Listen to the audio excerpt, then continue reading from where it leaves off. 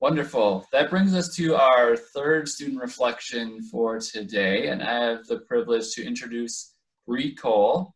Now, Bre is not only an accomplished scholar, she's also an accomplished percussionist. And so I had asked her if she would be willing to play her steel drum at the event today, because I love her steel playing.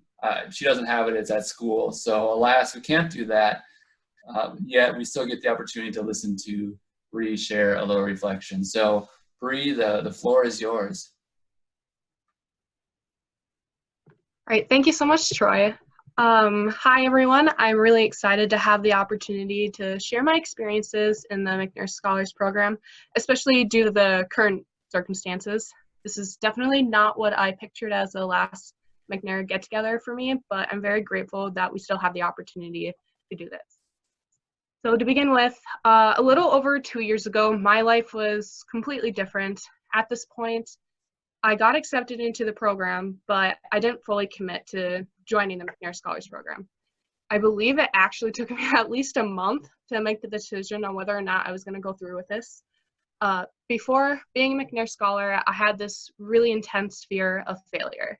As either first generation or underrepresented students, we are often pursuing something that no one in our family has ever pursued before. And for a lot of us, this puts some pressure because there are certain things that we dream of doing, but due to some external factors, it almost feels like we're destined to fail. I don't know how many times people have told me growing up when I was maybe 8th grade when I decided that I was going to get a PhD, that it was a bit of a stretch and I should aim for something smaller or less intense. Some of us have heard that from other people telling us that due to our circumstances, we aren't capable of achieving higher education.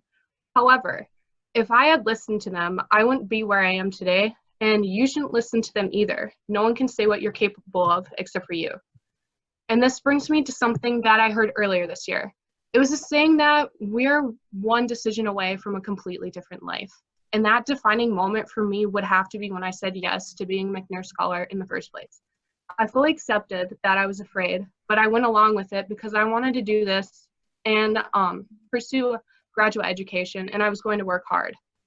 And it goes to show that we're not defined by our circumstances at all, but rather by the choices that we make. And because I had the courage to say yes and apply to the McNair Scholars Program, it just opened so many doors for me that were beyond my imagination. And it was incredibly rewarding to be part of this program. And I wouldn't be who I am today without it.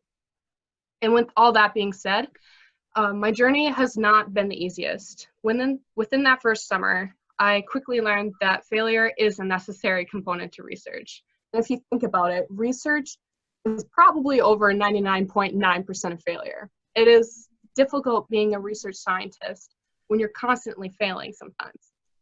When we hear about science, all the breakthroughs that we're introduced to, those are like the 0.1% of success. We never really get the opportunity to see the success or the process leading up to that unless we are going through it ourselves. So when going through that process, it's important to remember to keep moving forward and never give up, and still aim high for your hopes and dreams. However, when we encounter failure, as we all will at some point, embrace it as an old friend because there's always something you can learn from it.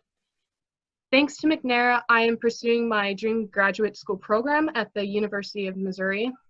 With the world we live in now, it's incredible timing for sure, since I'll be focusing on virology in the molecular pathogenesis and therapeutic program. And before I end this, I want to say thank you to the amazing McNair staff that we have. Without your ongoing support, my situation would be completely different. So first to Julian, thank you for sitting down with me every single week from August through the school year, either helping me write my personal statement, which took months to write, almost to November, and then just going through things to help me become a better applicant. You had so many great things to say, and it helped me become a better student overall. To Rachel, thank you for being someone that I could talk to about pretty much everything. My random pop-ins would always turn into heart-to-heart sessions, and I will always cherish those. You always gave me your time, even though I wasn't officially your student to advise, and you're such an amazing person. Thank you to Troy for being patient with me throughout the entirety of the program. I'm glad you didn't give up on me before I officially joined when you didn't hear from me for a while and you kept popping in like, hey, like, are you still interested? That helped out a lot, and you also provided a lot of insight for me when applying to grad school and provided a lot of life-changing opportunities that led me to this moment. In addition, I want to thank my amazing faculty mentors. I got really lucky. They have provided me with so many opportunities, and it overall helped me become a better researcher. So first one would be Dr. Westholm from St. Scholastica, and then Dr. Simmons from UMD.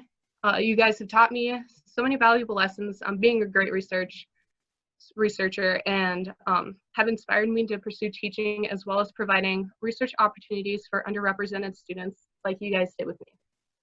I also want to thank my family for always supporting me and cheering me on the whole way through both the difficult and exciting times. You've been there for me since the very beginning, and I probably wouldn't be in college if it weren't for all your support. Thank you for never giving up on me and motivating me to follow my dreams. Overall, the question on what does McNair mean to me, with everything I've just said, it means having the courage to say yes to opportunities and to never let failure prevent you from aiming high or shooting for the stars. And it means honoring Ronald E. McNair's legacy while creating our own. Thank you, everyone. Great job, Bre. Also, just making me so happy here to listen to your reflection. Wonderful job. Shout out to Dr. Melanie Talaga, who is on the call with us here today. She was the faculty who long ago first referred me to Bre in a car ride down to the Minnesota Scholar Showcase probably 3 years ago.